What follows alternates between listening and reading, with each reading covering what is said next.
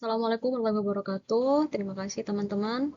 Kita kembali lagi untuk belajar mata kuliah Ekonomi Mikro 2. Adapun untuk materi kali ini kita akan belajar tentang pasar tenaga kerja. Oke, sebelum kita memulai perkuliahan kali ini, kita berdoa dulu menurut agama dan kepercayaan masing-masing. Berdoa disilahkan.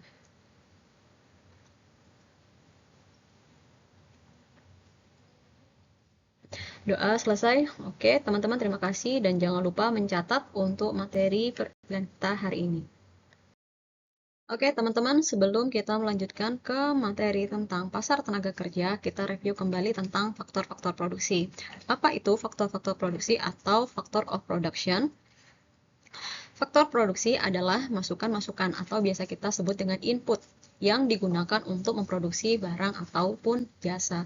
Jadi, dalam setiap aktivitas produksi itu tentu membutuhkan yang namanya input, dan input itulah yang disebut dengan faktor-faktor produksi. Adapun input atau faktor produksi yang digunakan dalam aktivitas produksi itu diantaranya adalah tenaga kerja, tanah, dan modal.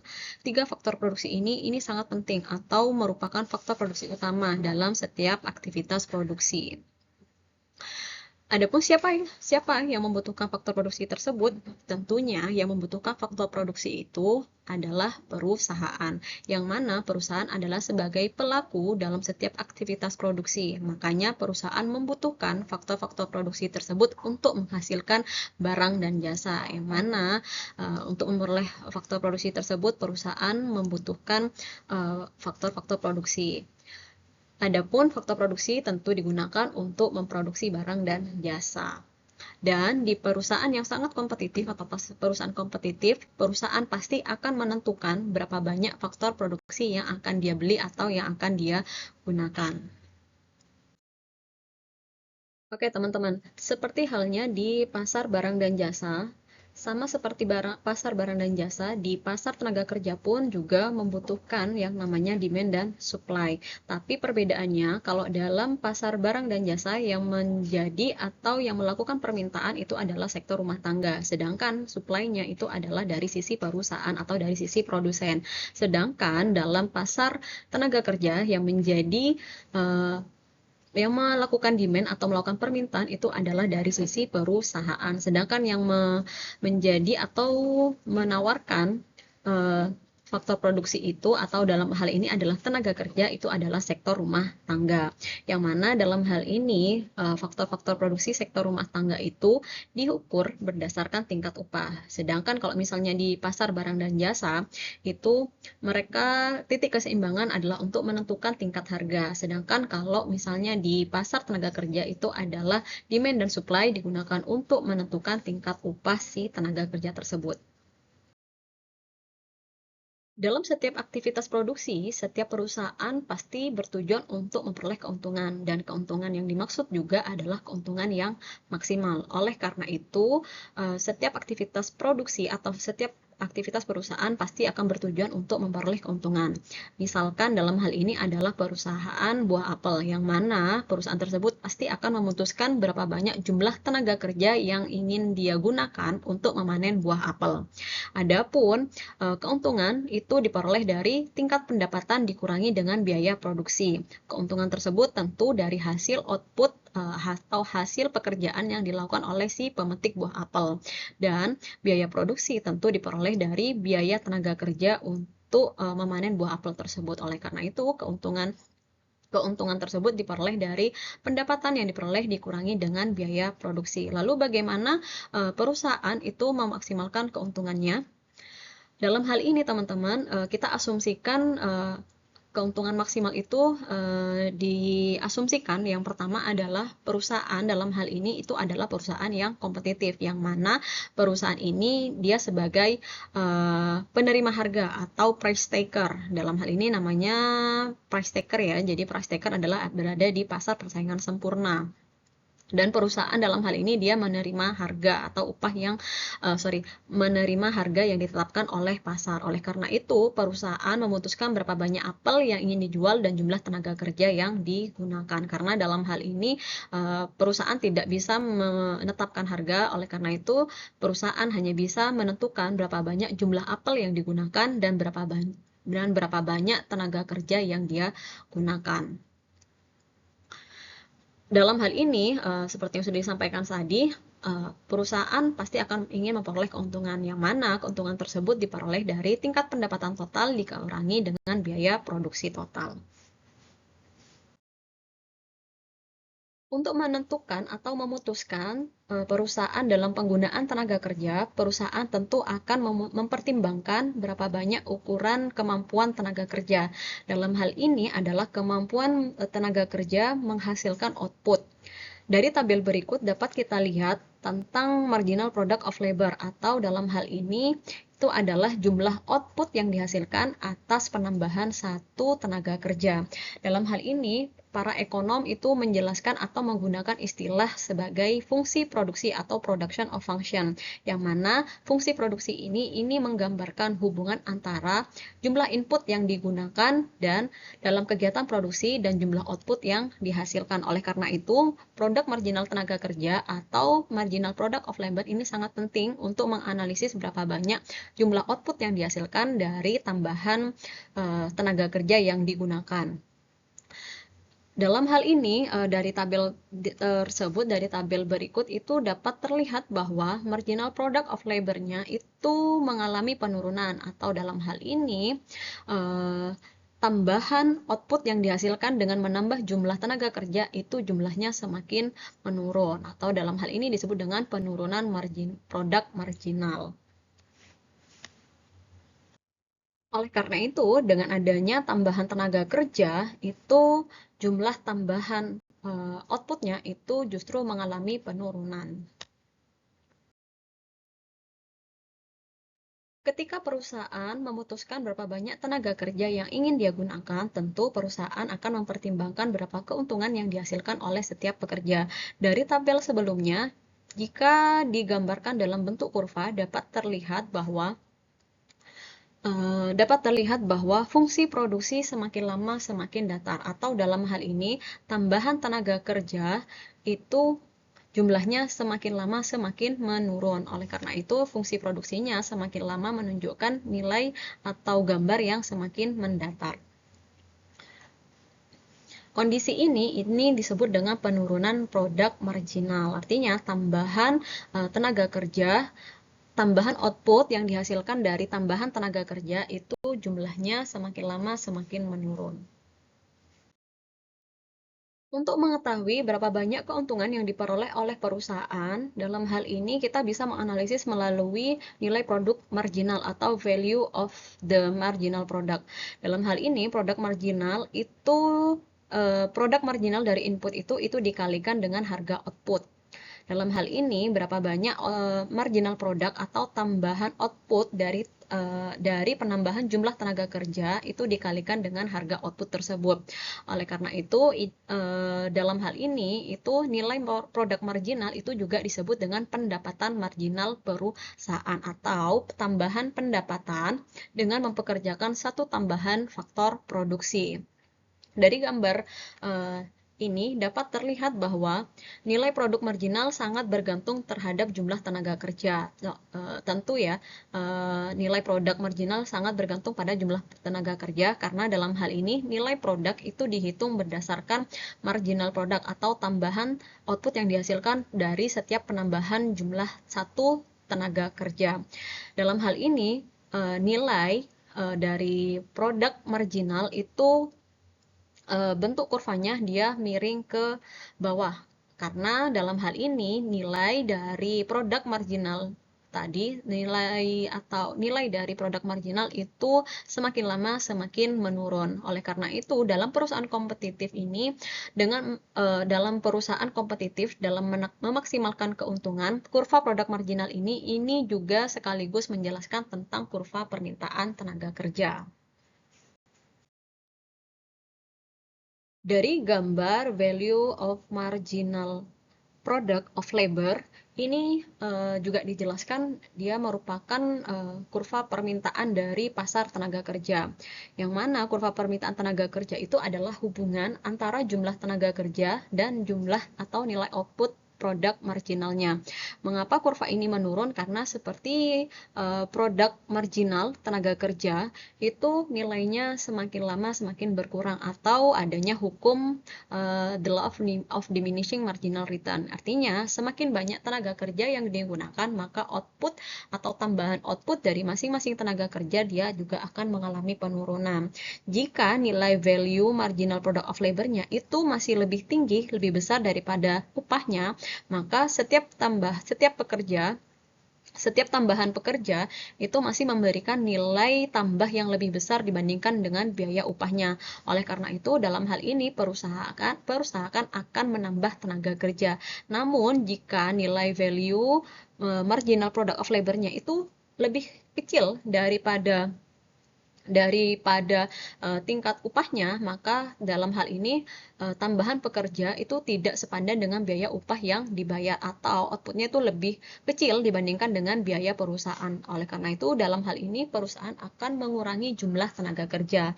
Namun jika titik value marginal product of labor-nya itu sama dengan tingkat upah, itu adalah jumlah tenaga kerja yang paling optimal, atau dalam hal ini adalah profit maximizing quantity, atau dalam hal ini adalah tingkat upah paling optimal dari tambahan output yang dihasilkan oleh tenaga kerja.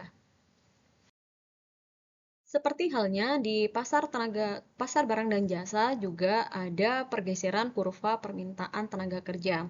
Dalam kurva permintaan tenaga kerja itu kan mencerminkan nilai produk marginal dari tenaga kerja. Makanya dalam nilai produk marginal tenaga kerja itu diperoleh dari marginal produk tenaga kerja, atau tambahan output yang dihasilkan oleh tenaga kerja tersebut itu dikalikan dengan harga barang atau output tersebut.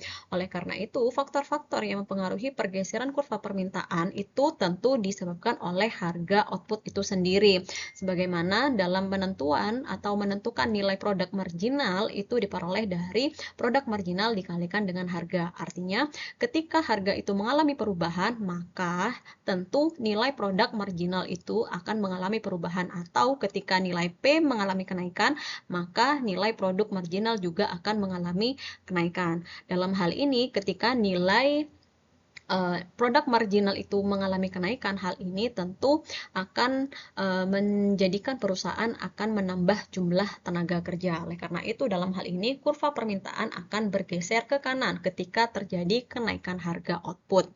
Lalu yang kedua adalah perubahan teknologi.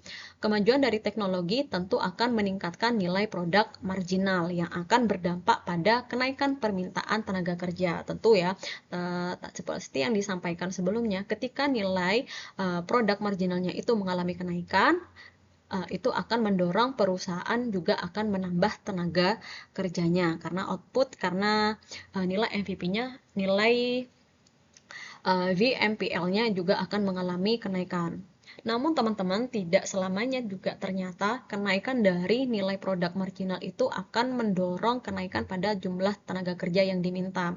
Di beberapa kondisi tentu perubahan teknologi justru akan menurunkan permintaan tenaga kerja. Kondisi ini sudah sangat lumrah mungkin ya, karena teknologi yang digunakan itu adalah teknologi yang menggantikan peran tenaga kerja. Makanya peran tenaga kerja itu bisa digantikan dengan teknologi, yang mana dengan alih fungsi atau substitusi menjadi teknologi, tenaga kerja tersebut menjadi teknologi, tentu hal ini akan mengurangi biaya produksi dari perusahaan. Makanya dalam hal ini, meskipun perubahan teknologi itu dapat menambah nilai produk marginal, namun dalam beberapa kondisi penambahan nilai produk marginal itu justru dapat juga mengurangi jumlah permintaan tenaga kerja.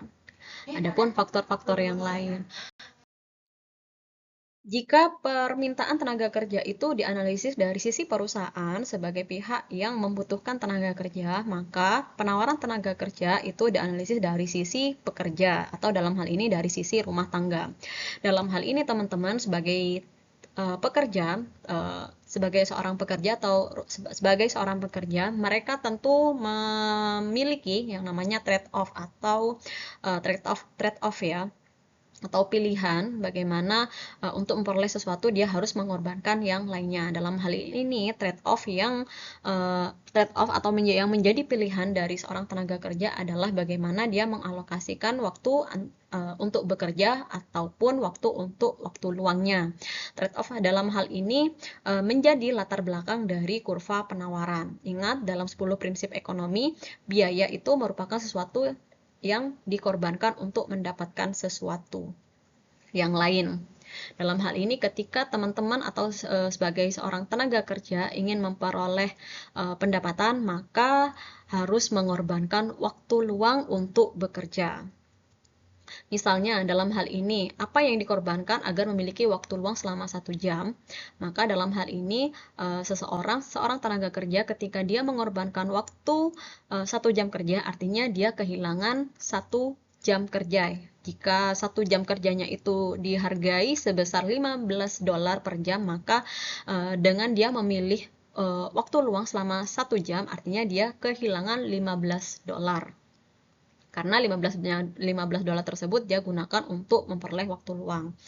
Dalam hal ini, kurva penawaran yang miring ke atas mengisyaratkan bahwa peningkatan upah mempengaruhi para pekerja untuk meningkatkan jumlah kerja mereka. Tentu ya, karena setiap tujuan dari kegiatan yang dilakukan oleh tenaga kerja tentu adalah tujuannya untuk memperoleh upah. Ketika tingkat upahnya mengalami kenaikan, tentu hal ini akan mendorong tenaga kerja untuk menambah jumlah jam kerja mereka.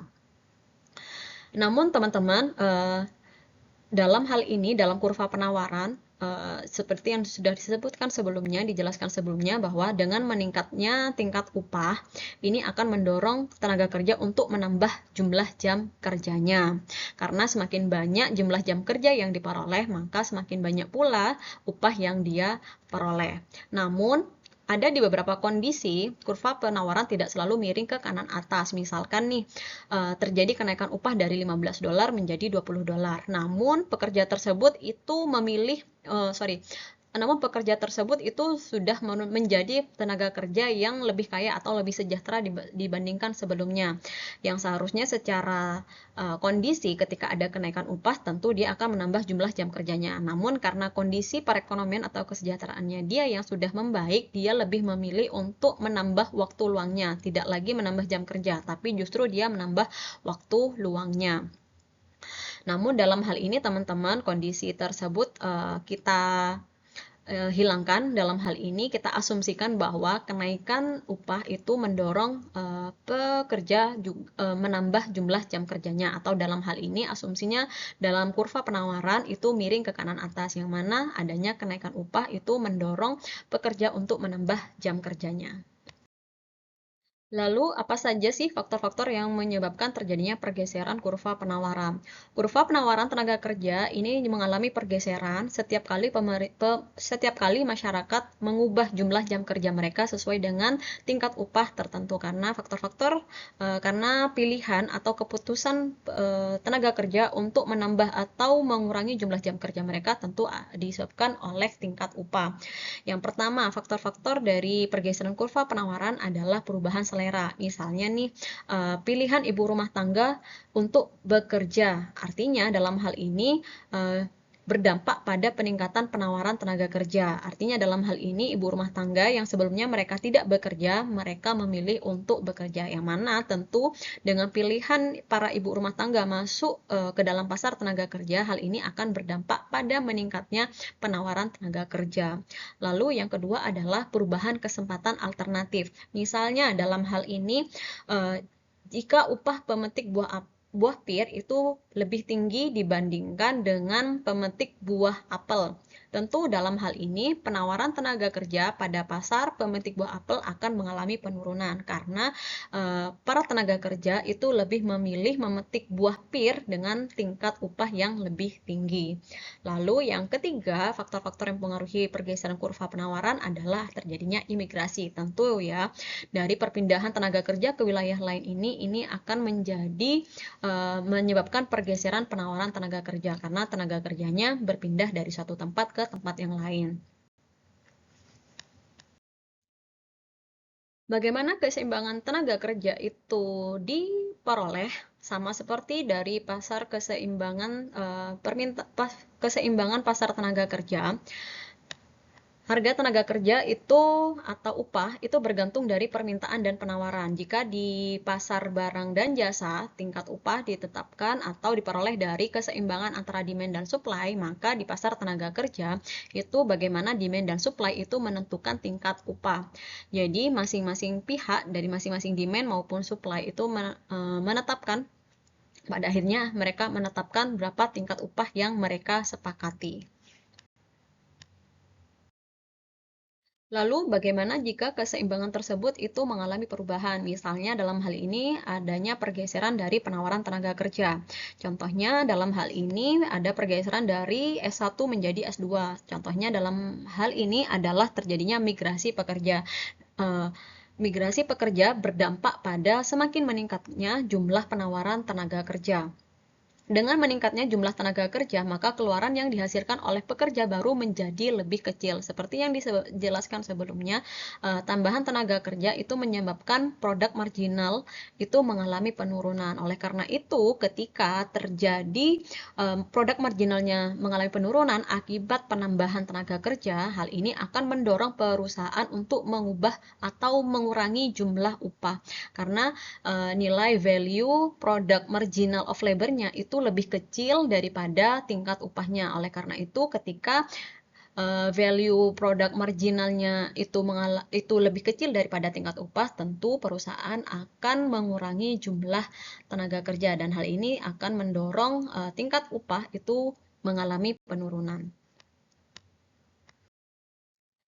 Lalu bagaimana jika keseimbangan barunya itu disebabkan oleh pergeseran permintaan tenaga kerja? Misalnya dalam hal ini dari gambar dapat dilihat adanya pergeseran demand permintaan tenaga kerja dari D1 menjadi D2. Misalnya faktor yang menyebabkan pergeseran permintaan tenaga kerja ini disebabkan oleh kenaikan harga output. Seperti yang dijelaskan sebelumnya, ketika terjadi kenaikan harga output, maka nilai produk marginal juga akan mengalami kenaikan. Hal ini maka perusahaan membutuhkan lebih banyak tenaga kerja. Dengan kebutuhan atau kebutuhan dari perusahaan untuk memperoleh tenaga kerja lebih banyak, maka hal ini akan mendorong perusahaan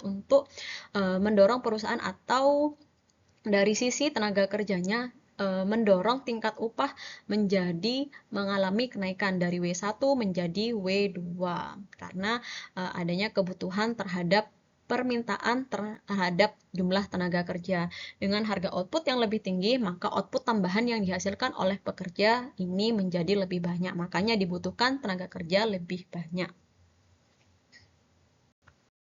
Oke, itulah teman-teman dari pasar tenaga kerja, baik dari sisi kurva permintaan maupun penawaran tenaga kerja, faktor-faktor yang mempengaruhi tenaga kerja hingga keseimbangan maupun keseimbangan tenaga kerja dan pergeseran dari permintaan tenaga kerja sehingga membentuk keseimbangan baru. Untuk materi ini teman-teman dapat dibaca atau lebih dipahami kembali di bukunya Menkyu di halaman 357. Terima kasih teman-teman untuk kesempatannya untuk materi kuliah hari ini. Mohon maaf apabila ada kesalahan. Wassalamualaikum warahmatullahi wabarakatuh.